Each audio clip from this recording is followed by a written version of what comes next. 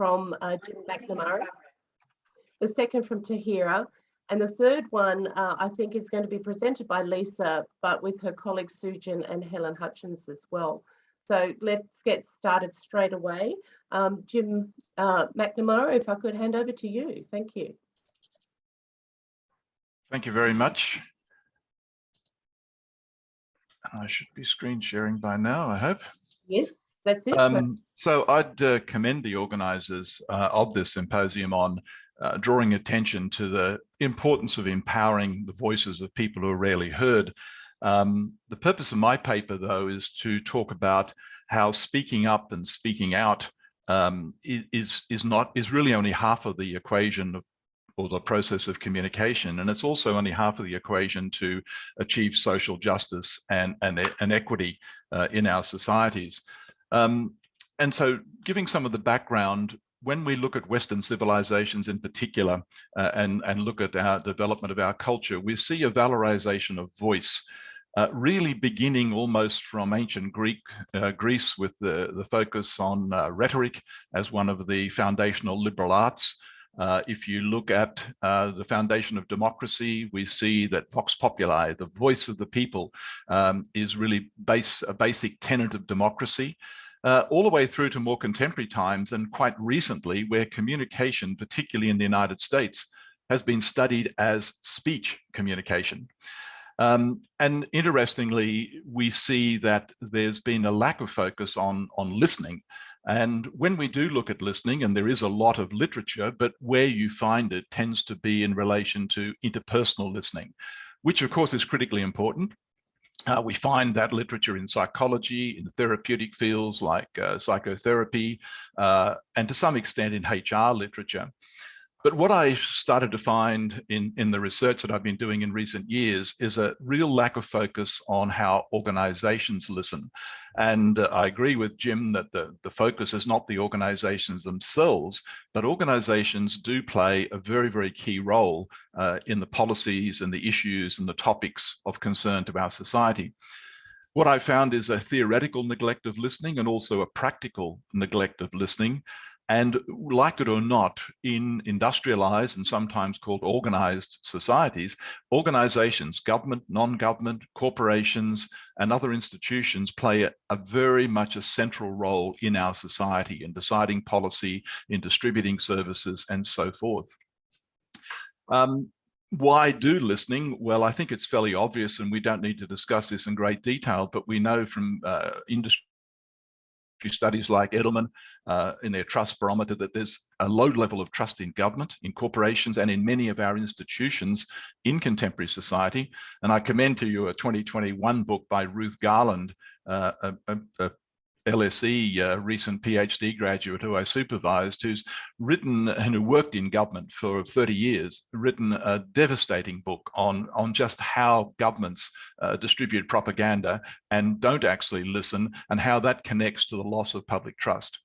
We see declining participation and engagement. The democratic deficit is widely discussed in political and in communication literature.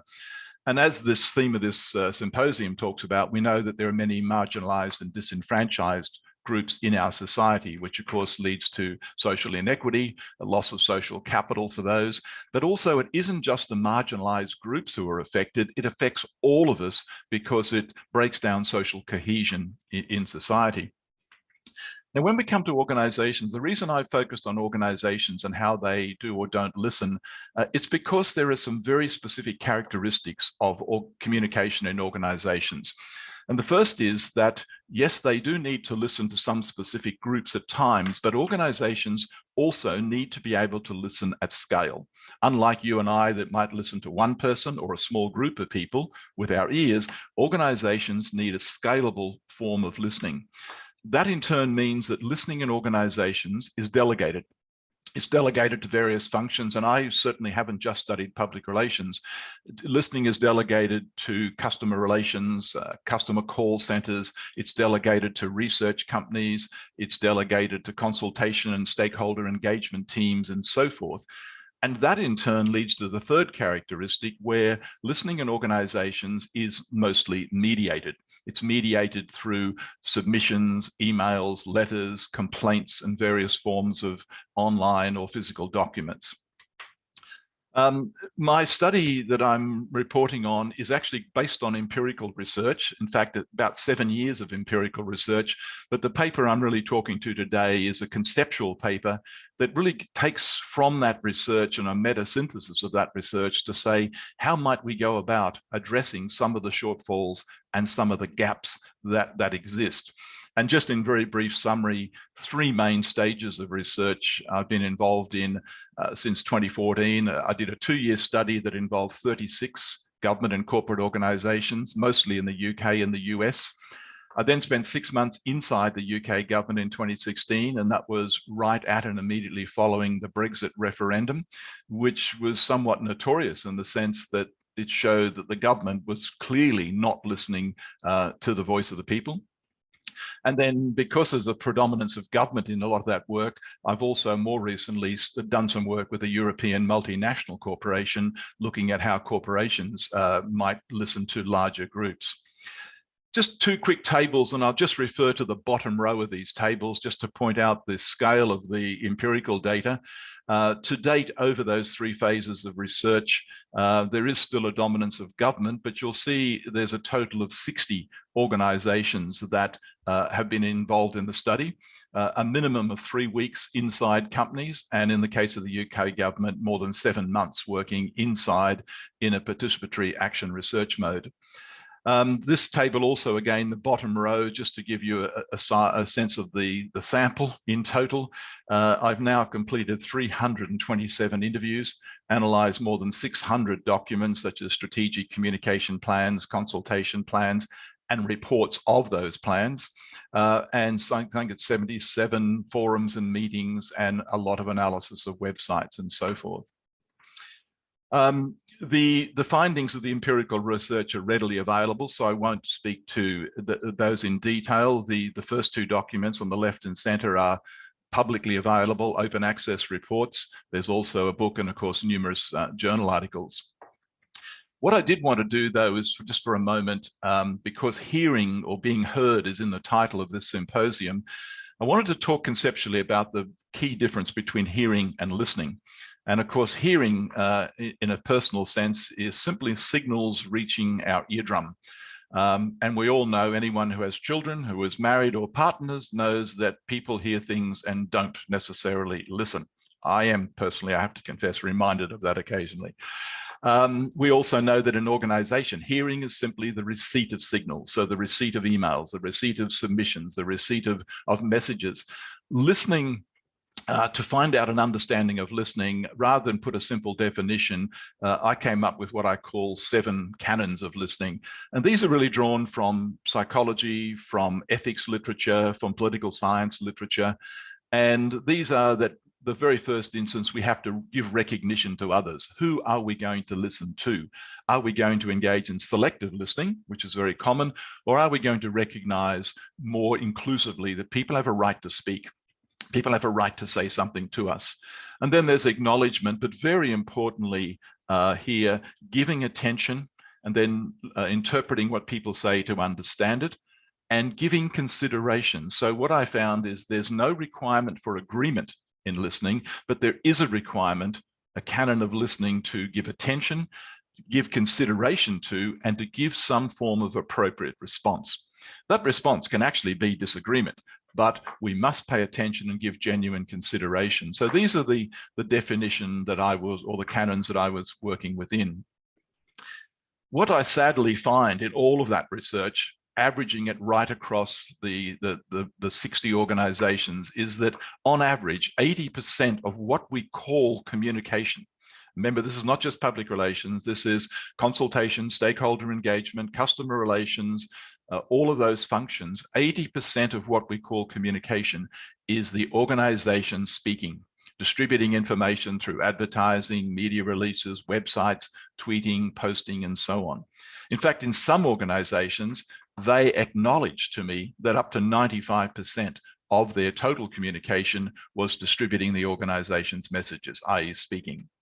And of course, public relations plays a role in this process. Just to give one quick example, When I arrived in the UK to spend a year there, the National Health Service, which is, of course, a very, very powerful and important institution, does biannual public consultations. And in 2015, I discovered that they had received 127,400 submissions. That's quite staggering. And by the way, on average, they receive about 3,000. So you didn't have to be a genius to work out something is going on. There is some level of public concern. These submissions were anywhere from 8 to 20 pages, 1 million pages of public voice. The Department of Health, which was directly opposite the Cabinet Office where I was based, and I spent a lot of time with them, had no software and no skills or training to be able to analyze that amount of voice. So they didn't. They simply read a few samples and gave the minister a report in 3 weeks.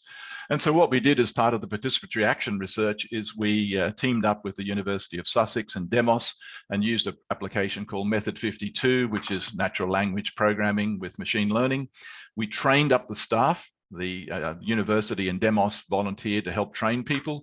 And we went back and analyzed all of those submissions. And what we found were at a minimum 7 major findings that were fundamental to government policy and government decision making. In fact, the UK government would never have called the referendum had they actually listened to what was in those documents. And I can explain why if people want to ask questions later. Moving on to the conceptualizing part of my work, what I have in a macro sense conceptualized is that organizations need an architecture of listening. And the reason I'm proposing this is that when you look at public relations or marketing communication, or Jim's concept that I agree with of strategic communication, we have a very sophisticated architecture for speaking inside most organizations, very sophisticated, highly trained, high levels of technology, etc. When you actually look at what organizations have to do scaled, mediated, delegated listening, they often are pretty thin on the ground. And there's a temptation to believe that, oh, we just need to bolt on a piece of software, or we need a digital platform. And I found this very, very common, that organizations, when they acknowledged they needed to listen to people, look for a silver bullet, a simple solution. And of course, I'm sure you'd agree, it's not that simple. At the very foundation of this, and I'll just blow that up to make it a bit easier to see, there's got to be a culture of listening. The organization has actually got to want to listen. It's actually got to see that people have a right to speak and there's a value in listening. And then they need to avoid the politics of listening. There are politics of listening, as Leah Basil has written about, where organizations listen very selectively. They listen to certain voices and not to others. And then, very importantly, we need policies, systems, technologies, resources, and skills within these various disciplines for doing listening, and finally articulation of what is heard to senior management. And I'm going to finish, and there's a lot of words on this slide, but what I've tried to do here is just leave you with some tangible evidence of what we mean, what might constitute, and what an architecture of listening might look like. And the point I wanted to make is that, yes, there are some fairly low-tech methods, and there's also ComTech can play a role, but simply social and market research incorporating qualitative as well as quantitative work. There's a dominance of quantitative study, and in the US, in the UK and the US, what I found before Brexit is they were simply relying on polling with quota samples that really didn't represent in any way an inclusive approach to listening to the voices, just simply polling of small samples, often as low as 200. Simple things like advisory boards and committees, social media monitoring and analysis can play a role, but some of the more advanced ones that I talk about is we all talk about stakeholder engagement, but stakeholder engagement needs to be proactive. It needs to be inclusive. And very often stakeholder engagement tends to be those few stakeholders that we choose to engage with on a regular basis. When it comes to public consultation, I've written a huge amount about this, but what I find is it's mandated in many organizations to do public consultation, but it's rarely open. It's normally post something on a website and it lacks outreach. And when we talk about marginalized groups, we really need to have outreach to get beyond the usual suspects. Almost all of 50 consultations that I've studied, the usual suspects, the powerful lobby groups, the big industry bodies have dominated often through organized submissions, have dominated the whole discourse and the discussion. And so outreach is a key strategy there. Deliberative techniques. Too often we're doing simple polling when people need time to think about what they're saying. They need to be prepared. They need some information to give informed contributions. So deliberative techniques are often not used and are important.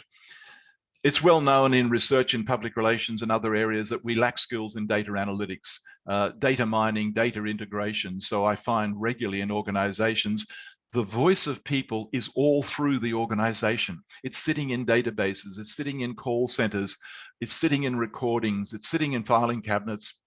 It's just simply not being analyzed. And we found massive amounts of data, both unstructured and structured.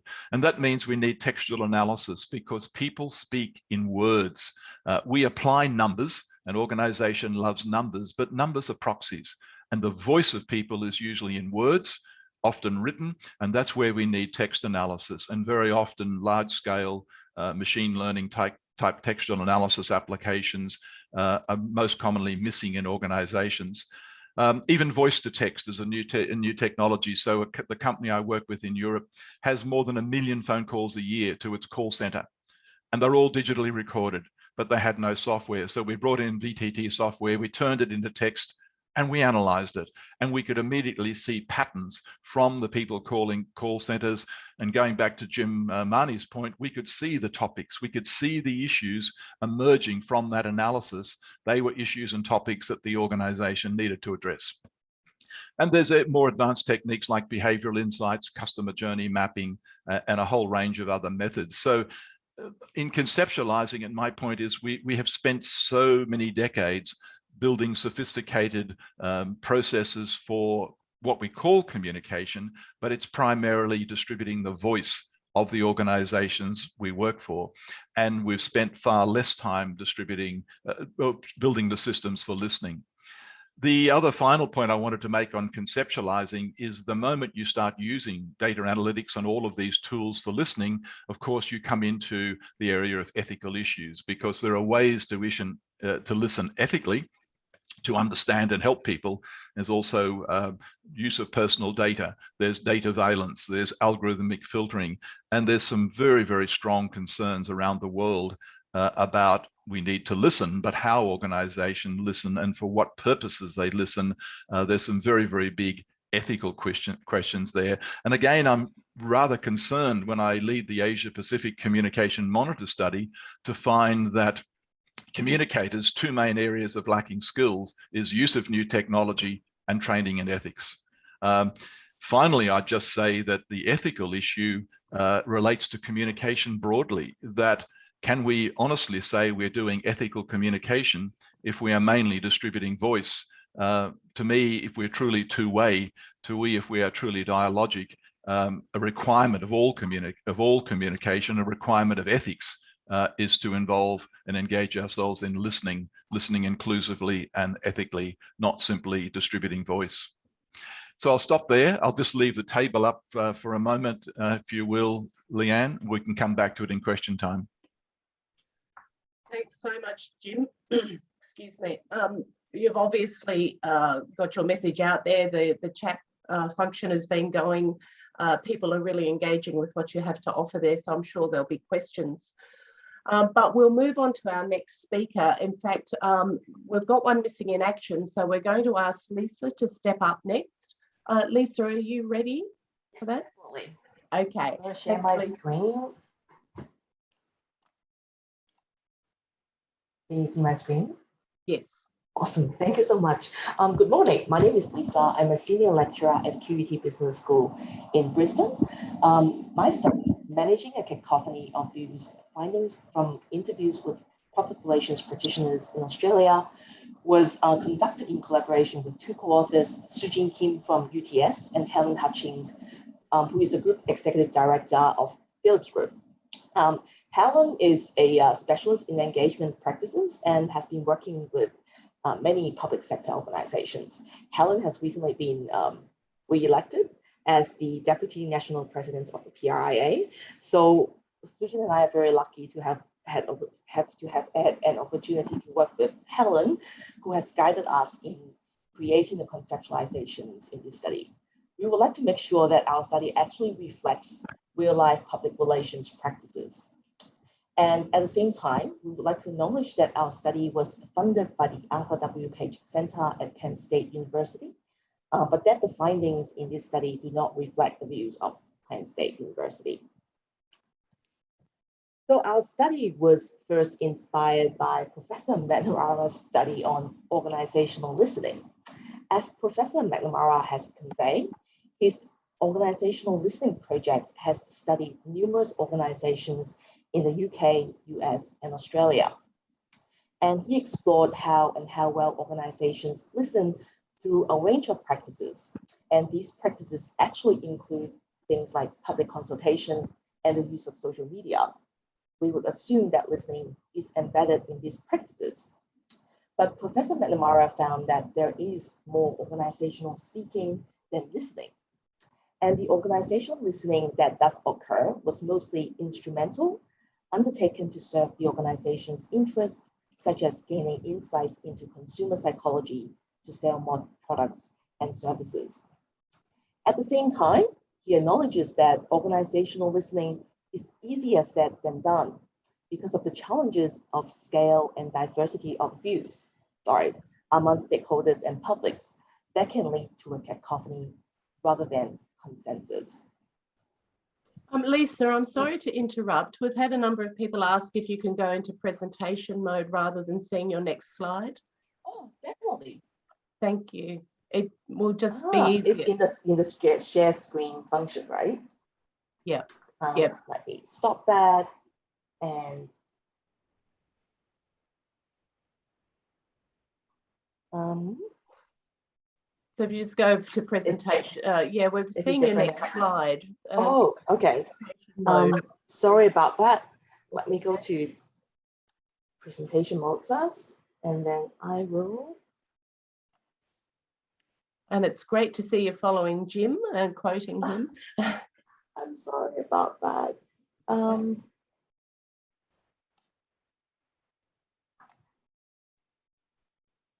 you still see my next slide? Okay, we can see your slides. We'll just go with that. Thank you. That's sorry right. about that, though. That's okay. Go back to your slides. Sorry. Okay, sorry about that. As you can tell, I'm not very good at IT. No, sorry. We haven't got your slides. You need to share again.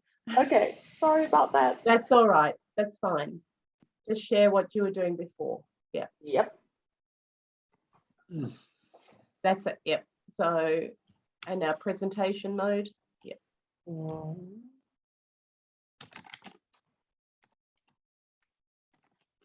Yep.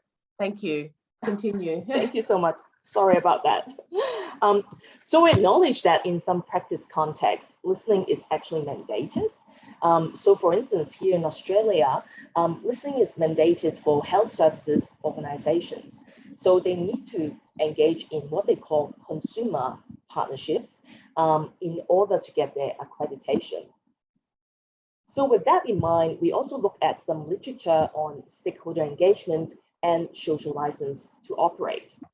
Now, social license to operate, it's obviously something that organizations would desire to have, but there are inherently some biases in the conceptualizations of social license to operate, which actually hinder meaningful stakeholder engagement. For example, most of the time, the purpose of stakeholder engagement is for organizations to be able to manage community expectations. So again, it's mostly about meeting organizational objectives. And three things are noted in this study. There's a tendency to privilege well-organized and local communities and groups over marginalized descent or non-local stakeholders. So oftentimes there could be larger impacts than local impacts. For example, there could be global impacts or environmental impacts, but those groups might not be included in the stakeholder engagement process. Second, a concept of engagement that restricts opportunities for two-way dialogue and long-term equal and meaningful deliberation. For example, we may have websites that ask people to contribute their views, but we don't actually bring people together and make them talk to organizational decision makers, for example. And the third thing is there is a failure to represent the actual nature and impacts of the operations at stake. With that in mind, we also look at the concept of dissensus in public relations. So the concept of dissensus acknowledges that power imbalances are present in society, and that language is used to express dominance and or resistance. This study conducted look at the post on AAA's website after its chief operating officer expressed opposition to same-sex marriages.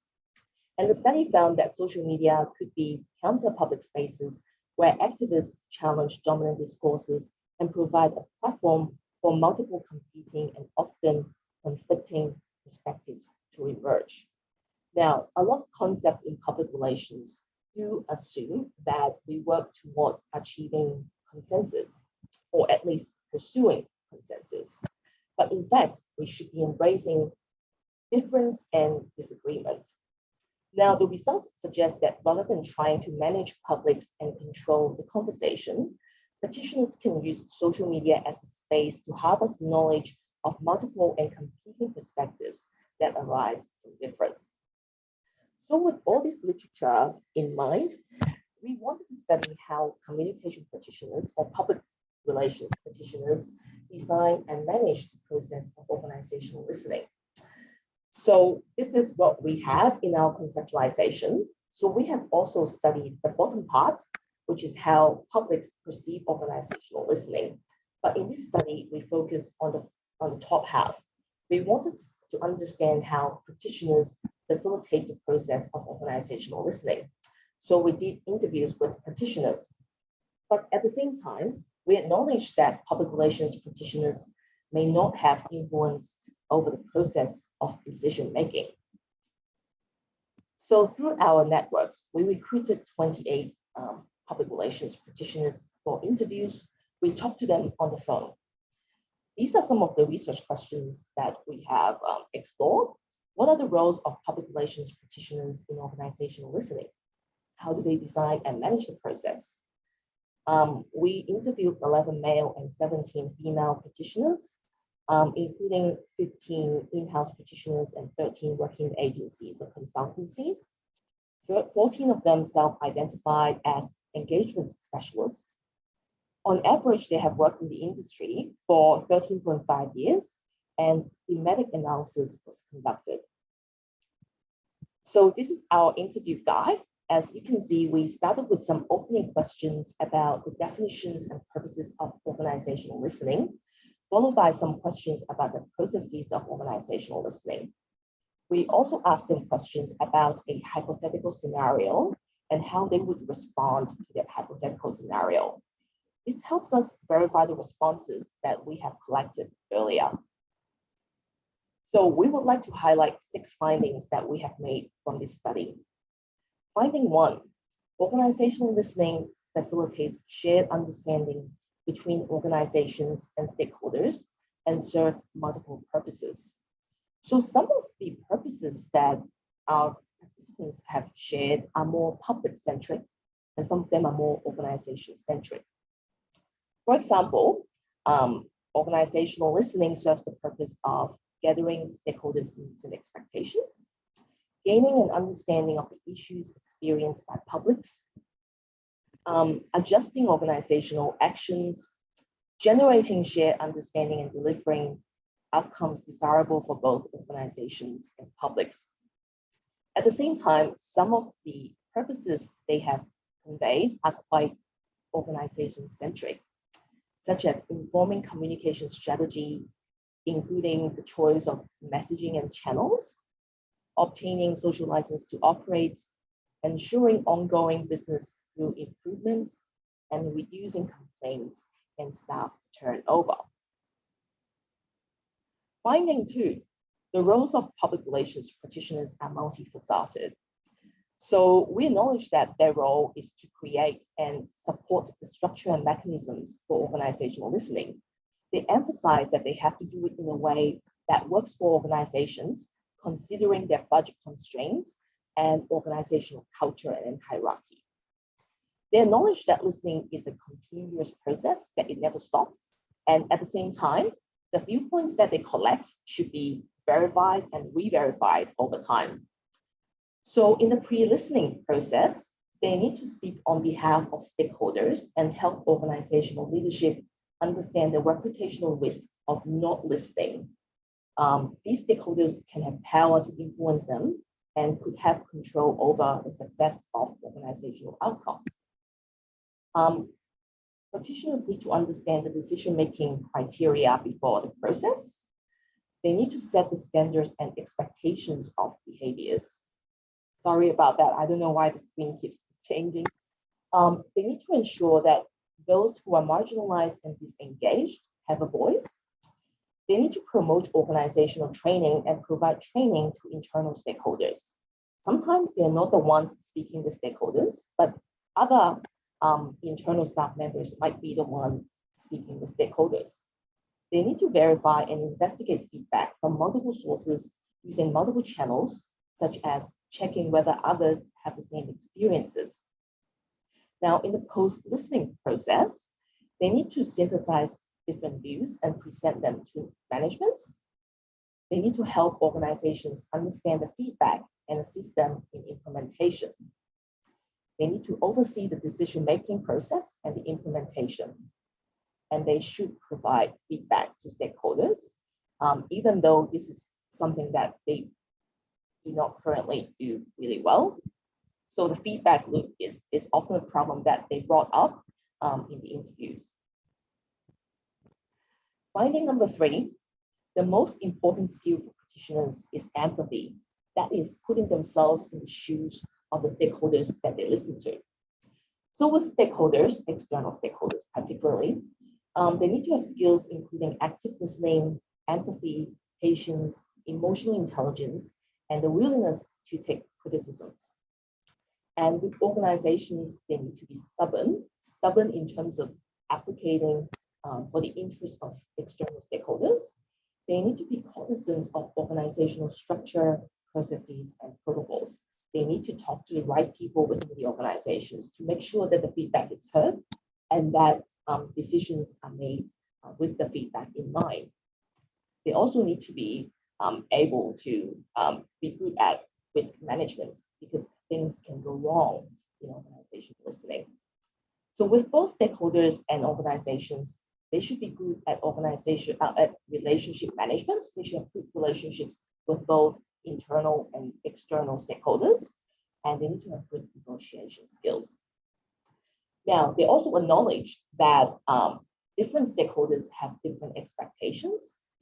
If they know that they're being listened to, they may expect to have influence over the outcomes. And because not all feedback can be implemented, they must be careful in setting expectations and commitments and negotiating outcomes with stakeholders. As Professor McNamara said, there are differences between listening and hearing. There are also differences between hearing and understanding, and between understanding and decision-making. Practitioners use multiple channels to ensure the collection of diverse views. Our research participants have brought up the practice of stakeholder mapping as a common practice for them to figure out the publics who are affected by organizational decisions. At the same time, they emphasize that they must not over-segment, because they should listen to as many people as possible. They ensure diversity using criteria such as age, gender, geographic locations, viewpoints, and access to technology.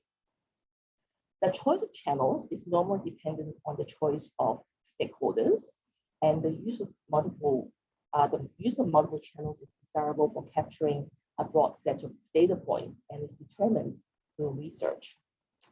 It is critical to provide stakeholders with information about the purposes and expectations of listening before the process, and to provide them with feedback after the process. Finding 5, it's important to listen to not only organization listening can be evaluated. So they suggested that they can be evaluated based on some internal changes, including whether feedback has been heard, whether criticisms have been addressed, what has and has not been adopted, and the implementation of process and policy changes. After these internal changes are implemented, there would be some external changes, such as more positive media coverage and more returns on investments.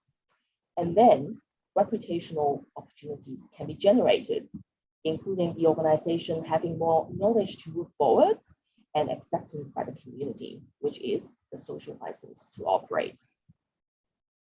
I think I might be running out of time. So in my concluding remarks, I would like to highlight just a few points. So we would like to ask the questions of whether organizational listening actually serves all stakeholders or organizations' interests. What are organizations' objectives in organizational listening? After all, some organizations' objectives in organizational listening could be solely to influence stakeholders. Second question, do practitioners actually have influence over the outcomes of listening? They might present the report to management that has diverse views, but do they have influence over the outcomes? They might not have influence. And in terms of managing a cacophony of views, we do ask whether the use of channels actually lead to more diverse viewpoints being collected. As Professor Manara has also pointed out, there are some people who are just not interested in using any of these channels to express their viewpoints. So we have to use practices like door knocking to talk to them in person. And the last thing, is there a contestation of diverse ideas involved in the process?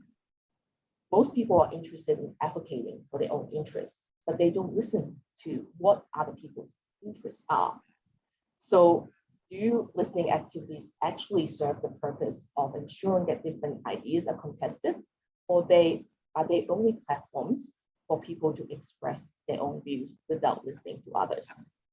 Thank you very much for listening to my presentation. Sorry about myself not being able to use PowerPoint that well. That's fine, Lisa. Thank you very much for a really engaging discussion flowing really well from Jim McNamara's paper as well. And we can see that people are really taking note of these last two presentations in terms of the practical ideas that are coming from them. So thanks very much for that. We are running short of time. Tahira is with us next. Tahira, are you ready to go with your paper? No, can't hear Tahira.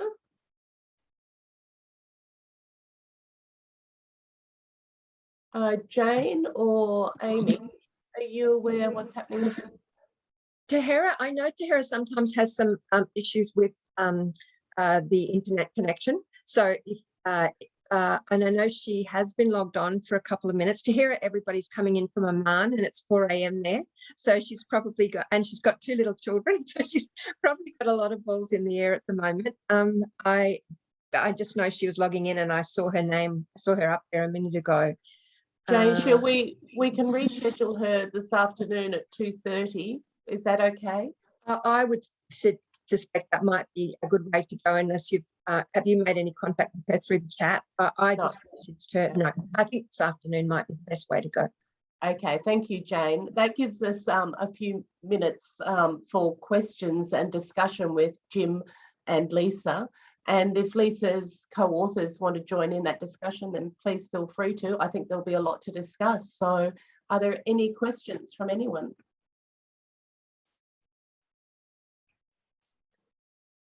You've all been active on the chat, so I assume people would love to discuss it.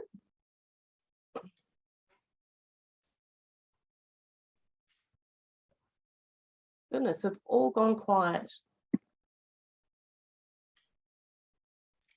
Jim, maybe you, oh, sorry, Jane, you go ahead. Oh, I was just going, it wasn't really a question, but I was just going to thank Jim for his, formative work in this area, and also the follow-on work that's been talked about today. And just to say that I've enthusiastically embraced that in my public interest communication writing, and thoroughly, found it to be so useful in opening that door. So it's not really a question, it's more a comment. I see Tahira has popped up. I'm not sure how Yes, you hi, want to do Jane. that one. I'll go mute now. Thanks, Jane.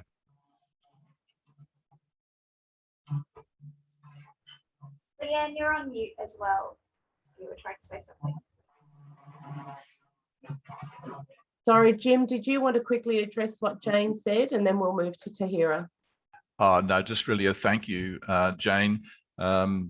And I think that, I mean, there's a lot of comments in the chat just about, you know, the difficulty of articulating to management, but I've done some recent work where you can also show management great opportunities, opportunities to improve what they're doing. To the company I work with in Europe, we actually were able to show they put about 20 million euro on the bottom line by carefully listening to customers and changing some of their services. So there's real positives in it as well. And when you get one of those case studies like that, management do listen because they suddenly see value. So the value of listening, we should be communicating, but I'll let Tahira have her time. Thank you.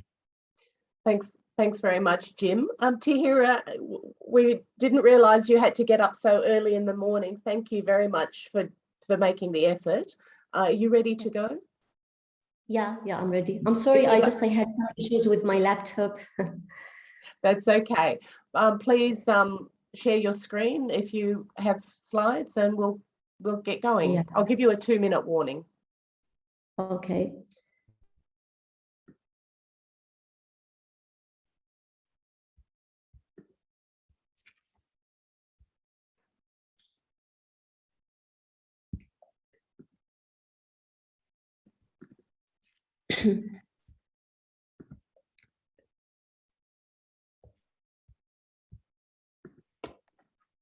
Okay. So hello everybody, and good morning to all of you. My name is Tahira Al-Amri. I'm a PhD student at the University of Queensland, and it's my pleasure to participate in the symposium to present my paper, which is about Sultan Qaboos Meet the People annual tours in Oman, empowering unvoiced people through communication. Ever since my childhood, I've been fascinated by the unique communication strategy of Sultan Qaboos in conducting an annual practice referred to as Meet the People tours, where he was traveling throughout the country to meet people and listen to them, reaching rural villages and areas under harsh climatic conditions, and seeing all of those people celebrating his arrival every year. So therefore, not only as a young Omani citizen, but also as a communication practitioner, a communication researcher, and a public relations practitioner, I've been attracted by those practices and passionate to investigate them in my research. So in this paper, I explored how Sultan Qaboos implemented different tools of public relations, including rhetoric, direct dialogue, and listening to empower the Omani society through fostering relationships and creating social capital. This paper is significant because there is limited literature on the modern Omani politics, society, and culture. So it provides an alternative perspective for the public relations theories that is dominated by Western studies, and it also contributes to the historic records of Oman. So let me start by giving you a background information about the sociocultural environment in Oman, starting with its location. Oman has a strategic location that has shaped its culture and history as the intersection between East and West. And accordingly, it has a very deep-rooted history as a seafaring and trading nation that has made it contact with different people from different cultures in the distant lands. And it has a great combination of people, including Indians, Africans, and Baluchis. And that was very clear in the variety of ethnicities, languages, and races that exist in Oman today. So this has led to its old tradition for tolerance of different opinions from different cultures. And Ibadism, or the Ibadi ideology, which is the prominent religious sect in Oman, is another key factor behind its tradition of tolerance and its distinctive character from others in the Arab world. So there are other Islamic sects, and they have their own positions of power and authority, but they all live together, and they even pray side by side, which is something different than other countries. And maybe it's it's because that national unity, or what a scholar says, that it's because they focus on what ties them more than what divides them. Sultan Qaboos's father, Sultan Sa'id bin Taymour, he ruled the country firmly and kept it as a backward and closed state through imposing harsh measures. He separated his country from the outside world, and he isolated its people from the modern age. And during his era, there was no government existed at that time. So on the 23rd of July in 1970, Sultan Qaboos deposed his father, and he came to power.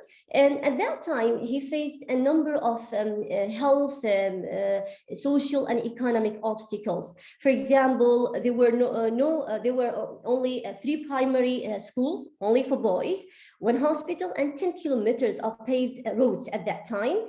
And Oman faced different threats at that time, but the main threat was the rebellions from the southern region of Dhofar. But Sultan Qaboos quelled them with the assistance of other countries. So within days of coming to power, he made the call to all of the Omanis who left the country searching for education, work, and life, asking them to come back to build their nation and serve their country. And they did that, which contributed significantly to that development process of the country. So we can say that within 40 years or 50 years, and from a non-existent base, Sultan Qaboos established social infrastructure of education, health, communications, and economic activity. And Oman, he balanced or he maintained a balance between modernizing his country and let's say, preserving its traditions, creating that modern Omani state. Oman is an oil producing country. It has depended heavily on oil revenues, but Sultan Qaboos used the oil revenues for the national projects and development plans to build the required infrastructure. And it's worth noting here that the Omani society is a tribal society where people are loyal. They are more loyal to their families and their tribes more than anything else and anyone else. Qaboos faced this challenge, and he came to change that and to unify them, which is building relationships and social capital, unify them into a national unity. So now let's move and speak about the Meet the People tours in detail. They started in 1971 and they lasted for more than 40 years.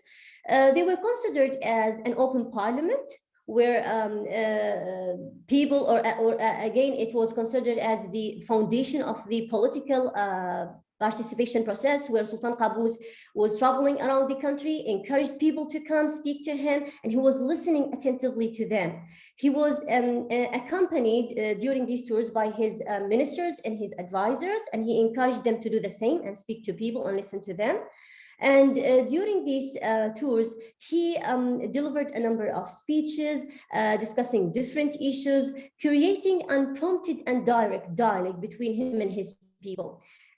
Also, there were a number of seminars and symposia that was held at the royal camp under the direct orders of the Sultan, addressing a number of issues of interest for the Omani society, such as the employment of national manpower, Omani women's empowerment, and sustainable agriculture. So we can say that those tours enhanced his reputation and his relationship with his people, and also enhanced that national unity between Qaboos and Omani people. However, some scholars and researchers criticized these tours, saying that they started to become overgrown, and they weakened that ideology of the accessible Sultan, which added too little to the sense of Omani citizenship. And this disappointed some marginal groups. So in my paper, I looked at 10 of Sultan Qaboos' speeches, that he delivered during these tours between 1980 and 2013. Unfortunately, I wasn't able to find any speeches from the beginning of his tours in the 70s, maybe because it wasn't meant to deliver, speeches from top-down speeches, but it was just to create that, the avenues for dialogue and discussion between him and his people. And these speeches were found as they were recorded in print from the Ministry of Information, only 2 of them, and the other 8 were recorded or they were located as audio-visual speeches from YouTube. So I transcribed them, then I translated them into English, which was time-consuming, but and we can consider it as one of the limitations of my study. But I was, it was like just to familiarize myself with the speeches, so that was a positive point of it. These speeches were analyzed using qualitative discourse analysis and thematic analysis to find out different rhetorical strategies that Sultan Qaboos implemented to enhance his community, convince his people, and create social capital. From the findings, things show us that he used a number of rhetorical strategies. For example, he used Aristotle's 3 artistic proofs, ethos, and pathos. For ethos, which refers to the character of the speaker, Sultan Qaboos tried to show his people that he has good intentions, good sense, and good moral character. He established or created a political image of himself, not only as a leader, but also as a father of all of the Omanis, because in all of his speeches he was addressing them dear sons and daughters. And that was effective as well, and it reflects his character. In terms of logos, which is the rationality of the speaker, Sultan Qaboos used effective arguments, where he provided a number of numbers, figures, statistics, and examples to illustrate his ideas and persuade his people. In terms of pathos, which is about the emotions of the audience, again, he aroused the emotions of the Omani audience, different ones, happiness, sadness, anger, and even the national pride through using a number of strategies such as metaphors and myth creation. And I'm going to speak about this in the coming slides. Another rhetorical strategy that was employed by Sultan Qaboos extensively was repetition. He repeated ideas, sometimes he repeated words, and he repeated sentences, and sometimes he repeated ideas using different words. And repetition is effective in rhetoric because it helped to emphasize ideas, clarify them, and convince people. Also, he used other rhetorical strategies like rhetorical questions. If these questions were used to arouse the interest of his audience, and also to make his messages memorable. He used metaphors, and he created the Omani myth, or established the Omani myth. And these rhetorical strategies are used to arouse the emotions of the audience. And in terms of myth creation, he was using, in his speeches, he was saying things like, this is a blessed country. Omani people have a great history. They were known for this and this since ancient times. So he was trying to unify them, as I said, into a national unity and empower them, and let's say reduce that the tribal fantasism I mentioned at the beginning. He also referred to religion. He used phrases from the Holy Quran, and he referred to Islamic teachings, because these things tend to make people believe him, and tend to make them, let's say, make them convinced by his speeches. So these are different rhetorical strategies that he used to convince his people and establish or create social capital in order to empower the Omani society. I also used thematic analysis, where I looked at every element of the speeches, and those elements were developed into codes, and then from those codes, I tried to came up with sub-themes, and those sub-themes again were developed into main themes. So this is a developed thematic map that can show you one of my main themes. There were around 10 main themes. This is one of them, and it's sub-themes. It's social capital, and here I mean by social capital all of the resources, including reputation, power, wealth, relationships, trust that an organization or an individual acquire through a network of relationships, creating and producing benefits and outcomes such as cooperation and development. So we can consider social capital as a desirable outcome that generates assets in the society, and because it makes people tend to feel that they belong to their community and they are capable to contribute to their community and work as one group to solve problems collectively, which is empowerment. As well. It also, it can work, or it functions as a mechanism. Social capital functions as a mechanism that can promote what we call capacity building or community capacity building, which is empowering the local people and providing them with the necessary and required skills, which is empowerment as well.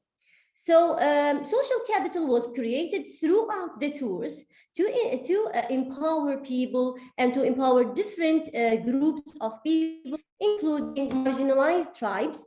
These are some examples of the groups who were empowered during these tours. So for the marginalized tribes, Sultan Qaboos was camping in the middle of the tribal homelands. He was providing them with a direct access to him, to speak to him, and he was listening to them as well. He also empowered Omani women. For example, in 2009, he ordered to organize a symposium, Omani Women Empowerment Symposium, where he met the organizing committee, as it's clear from the image here, and he approved some of the recommendations and made some decisions that are related to the Omani women situation in Oman. For example, he announced that the 17th of October of every year is like Omani Women's Day, to celebrate all of the achievements of Omani women. And there are many other decisions that came out from this symposium. He also empowered young people, either in his speeches or in conducting a number of symposia and seminars that addressed issues related to them, such as the empowerment of national manpower, entrepreneurship, where he was encouraging young people to start their own business, and he was announcing the establishment of a number of funding programs, including a RAFT funding program that can enable those young people to develop their own projects.